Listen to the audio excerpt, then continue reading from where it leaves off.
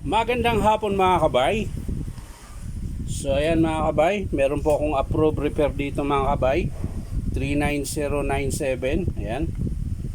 Bali ang papalitan mga kabay, ayan, assembly na po siya. Gear in pinion. Ayan, ito po yung gear, kasama na po yung gear case cover. Ayan. Ito po yung pinion niya mga kabay. Tapos plug 608 na bearing, tsaka sleeve. Ayan, tsaka baffle. Ayan. So yan po yung papalitan natin dito mga kabay sa 39097. So tara mga kabay, samahan nyo po ako. So ayan mga kabay, nakabit ko na po yung plug. Ayan. Di ko na pinakita mga kabay dahil madali lang naman magpalit ng plug.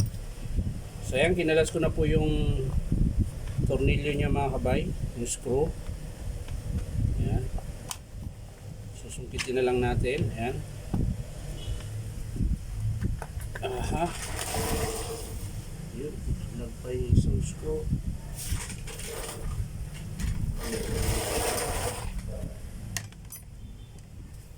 Tapos ito mga kabay, tinanggal ko na rin. Ayan.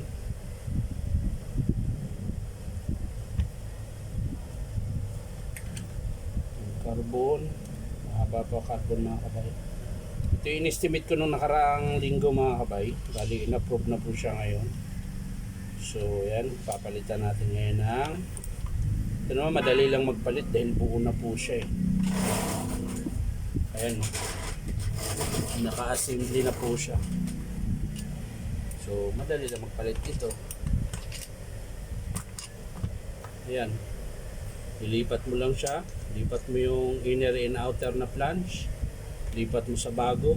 Ayan.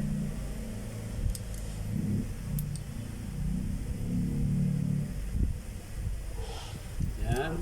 Tapos, ang medyo matagal lang ito. Yung pinion, dudukutin pa natin mga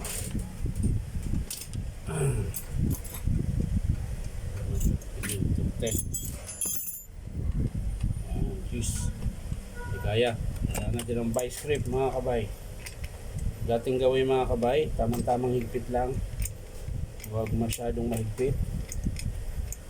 At baka masira yung winding. Yan. Tapos yan, ganyan lang mga kabay magkalas. Yan. Yun, kalas na.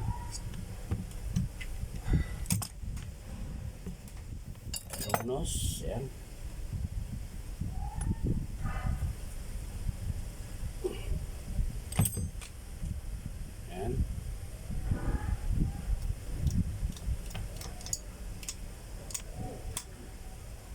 Lumabas. Pinapahirapan pa ako ay. Ayan. Nasa natin.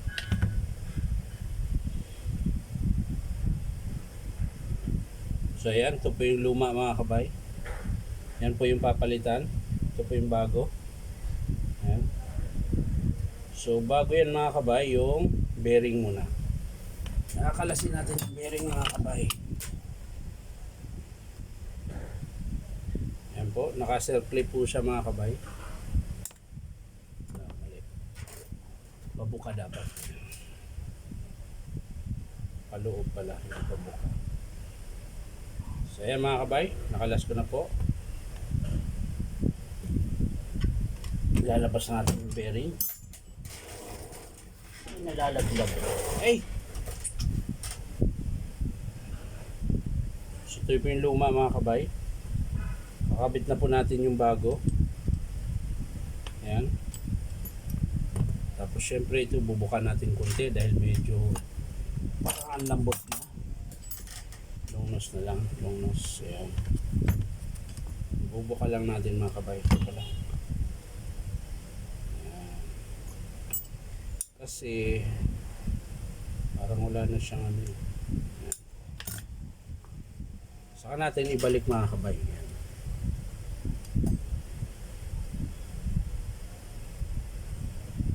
Yan. So na mga kabay, konting tulak na lang. Ayan. Ayan. Ayan. At syempre, babalik natin to. Papasok nyo muna to dito mga kabay. Ayan. Tapos yung nut. Yan. Ito. Yung nut mga kabay. Yan. Lagay mo lang siya sa ibabaw. Tapos kunting pokpok. Kunting pokpok. Talsik. Yan. Yan. Hindi na siya na ano mga kabay. Tapos i-screw natin mga kabay. Ayan. So yan mga kabay, hihigpitan na lang natin. Yan. Dating gawin ulit by scrape. Yan. Tapos hihigpitan natin. Yun. Ayos na. So yan mga kabay, okay na. Yung sleeve na lang papalitan din natin.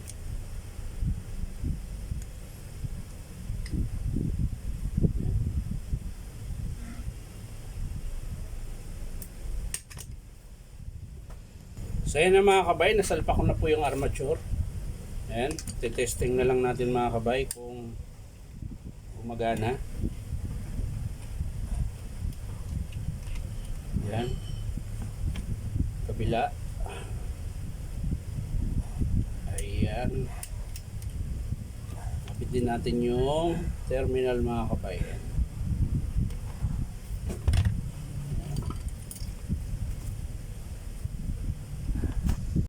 Kaya mga kabay, kakabit ko na yung gear keys cover tsaka gear and pinion. Yan. Kakabit na natin.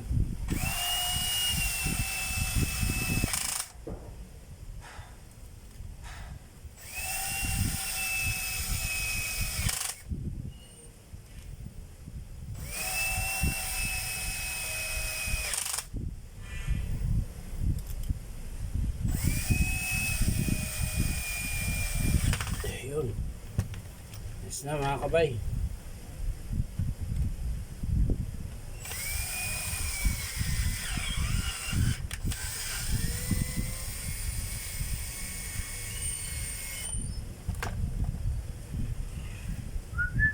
So yun na mga kabay. Nakabit ko na po. Ayan. So babalik na natin yung takip. Ayan. Babalik na natin ang takip. So yan mga kabay, babalik na natin yung takip. Yan. Kung matapos na po tayo.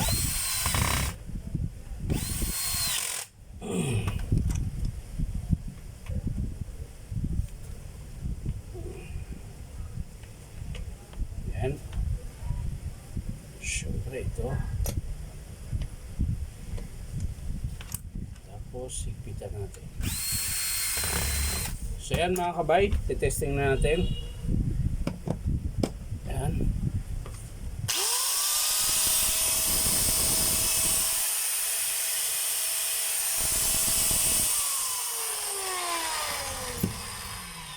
So ito po yung pinalitan natin mga kabay. Ayan, gear and pinion. Ito po yung pinion mga kabay. Ayan. Tapos baffle, ayan. Tsaka plug. At 608 na bearing. So yan lang po mga kabay. Maraming salamat sa panonood. At syempre, pa-like and share na rin po. At syempre, paki-subscribe nyo rin po ang aking YouTube account na Inom Tabay. So yan lang po mga kabay. Maraming salamat. Bye-bye.